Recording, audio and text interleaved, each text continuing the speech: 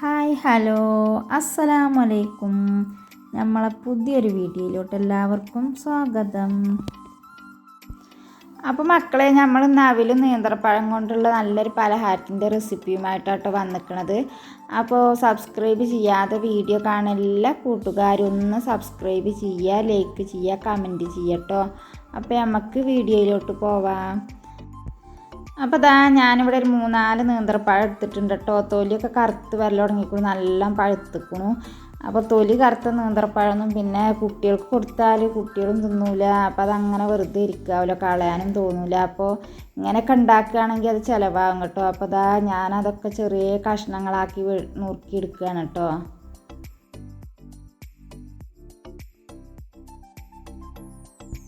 അപ്പോൾ ഞാനിതാ പഴമൊക്കെ ചെറുതാക്കി കഷ്ണം വെട്ടി നുറുക്കി എടുത്തിട്ടുണ്ട്. പിന്നെ ഇവിടെ കുറച്ച് നല്ല വെള്ള അവലും കൂടി എടുത്തിട്ടുണ്ട് കേട്ടോ. പിന്നെ കുറച്ച് ശർക്കര ഞാൻ പൊടിച്ചെടുത്തിട്ടുണ്ട്.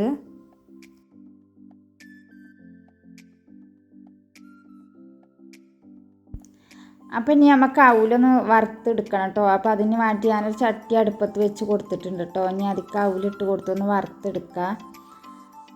അപ്പോൾ നല്ലോണം വറവാകും വേണ്ട, ബ്രൗൺ കളറൊന്നും ആക്കണ്ട. കുറച്ചൊക്കെ ഒന്ന് വറവാകുമ്പോൾ നമുക്ക് മാങ്ങി വെക്കാം. അതിങ്ങനെ പിടിച്ചാൽ അവലിങ്ങനെ പിടിച്ചാൽ പൊട്ടുമല്ലോ നമ്മൾ, അങ്ങനത്തെ ഇതിലാകുമ്പോൾ മാങ്ങി വെക്കാം.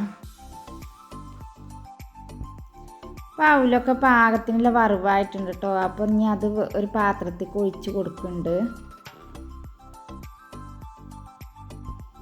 അപ്പോൾ നമ്മൾ അവലൊക്കെ വറുത്തെടുത്ത ശേഷം ഞാൻ പിന്നെയും ചട്ടി അടുപ്പത്ത് വെച്ച് കൊടുത്തിട്ടുണ്ട് കേട്ടോ. അതിക്ക് കുറച്ച് നെയ്യും ഒഴിച്ചിട്ടുണ്ട്. എന്നിട്ട് നമ്മൾ കഷ്ണം വെട്ടി വെച്ച നേന്ത്രപ്പഴമൊക്കെ അതിക്ക് ഇട്ട് കൊടുക്കുകയാണ് കേട്ടോ. ഇനി നമുക്കതൊന്ന് വഴറ്റിയെടുക്കണം.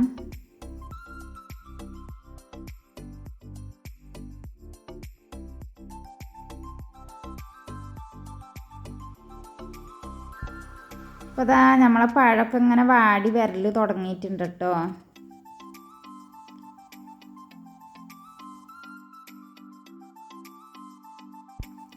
അപ്പോൾ നമ്മളെ പഴമൊക്കെ നല്ലോണം വാടി വന്നിട്ടുണ്ട്. അപ്പം ഇനി നമുക്കതിക്ക് തേങ്ങ ഇട്ട് കൊടുക്കട്ടോ. ഞാൻ അരമുറി തേങ്ങ ആണ് ഇട്ട് കൊടുത്തിട്ടുള്ളത്. ഇനി നമുക്കത് നല്ലോണം ഒന്ന് മിക്സ് ചെയ്തെടുക്കാം.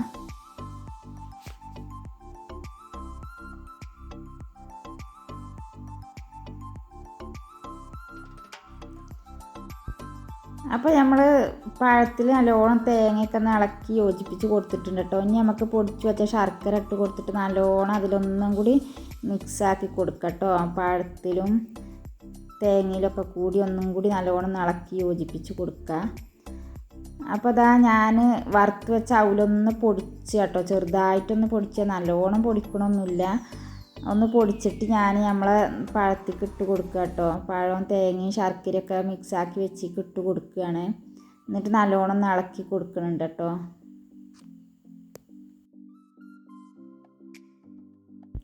പിന്നെ ഞാനതിക്ക് കുറച്ച് ഏലക്കായ പൊടിച്ചതും കൂടി ഇട്ട് കൊടുക്കുന്നുണ്ട്. എന്നിട്ട് നമുക്ക് നല്ലോണം ഇളക്കി കൊടുക്കുക. അപ്പോൾ നമ്മളെ പലഹാരത്തിൻ്റെ കൂട്ടൊക്കെ ഇവിടെ റെഡി ആയിട്ടുണ്ട് കേട്ടോ. ഇനി ഞാനതിക്ക് കുറച്ച് കശുവണ്ടി വറുത്ത് ഒന്ന് ചെറുതായിട്ടൊന്ന് നുറുക്കി എടുത്തത് ഇട്ട് കൊടുക്കുന്നുണ്ട് കേട്ടോ.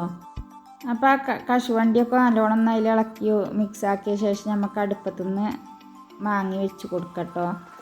എന്നിട്ട് ഞാൻ ആ ചൂട് കൊടുക്കാൻ തന്നെ ഇതിങ്ങനെ ഉരുളയാക്കി എടുക്കുക കേട്ടോ. ലഡുവിൻ്റെ ഒക്കെ പോലത്തെ ഉരുളകളാക്കി എടുക്കുകയാണ്.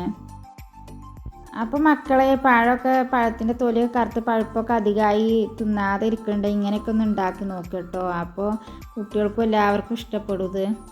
അപ്പോൾ നമ്മളെ പലഹാരം ഇവിടെ റെഡി ആയിട്ടുണ്ട് കേട്ടോ. നല്ല അടിപൊളി പലഹാരം.